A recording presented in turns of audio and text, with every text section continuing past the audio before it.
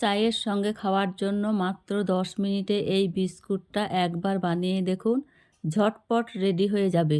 খেতে ভীষণ ভালো লাগে, এতটাই সহজ, একবার দেখাতে যে কেউ বানিয়ে নিতে পারবেন।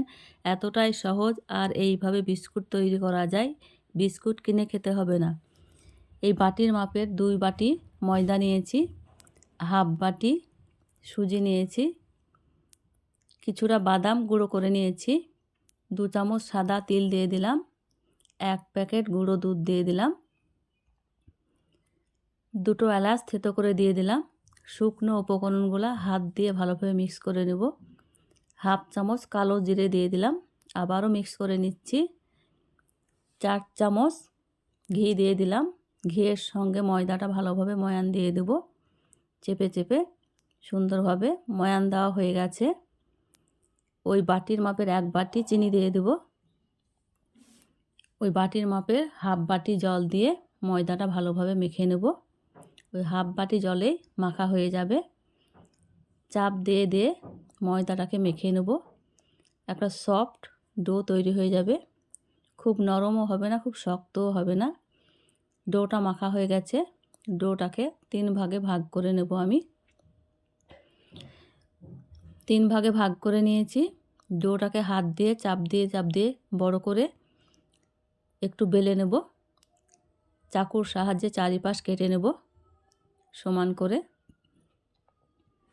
ভিডিওটি ভালো লাগলে লাইক, শেয়ার, কমেন্ট, সাবস্ক্রাইব করে পাশে থাকবেন।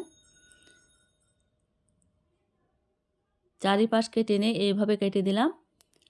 ওই চাকুর সাহায্যে এইভাবে চাপ দিয়ে দিয়ে একটু দাগ করে নেব, দেখতে সুন্দর লাগবে।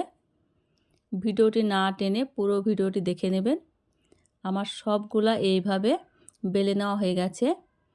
গ্যাসে ফ্রাই প্যানে তেল দিয়ে হালকা গরম অবস্থায় বিস্কুটগুলোকে ভেজে নেব।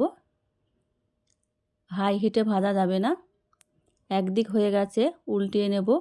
না উল্টালেও হবে। উল্টিয়ে নিচ্ছি, আমি লাল লাল করে ভেজে নেব। খুব তাড়াতাড়ি ভাজা হয়ে যায়, বেশি সময় লাগে না, অল্প সময়েই হয়ে যায়। বিস্কুটগুলো ভাজা হয়ে গেছে, তুলে নিচ্ছি। খুব সাবধানে তুলে নিতে হবে। হালকা নরম অবস্থায় তুলে নিতে হবে, ঠান্ডা হলে শক্ত হয়ে যাবে। সবগুলাই তুলে নিয়েছি। বিস্কুটগুলো সব ভাজা হয়ে দেখতে খুব সুন্দর হয়েছে। অল্প সময়ে তৈরি করা হয়ে যাবে, এতটাই মুচমুচে ও খাস্তা হয়েছে। ওপরটা মুচমুচে, ভিতরটা নরম তুলতুলে। একবার দেখাতে যে কেউ বানিয়ে নিতে পারবেন।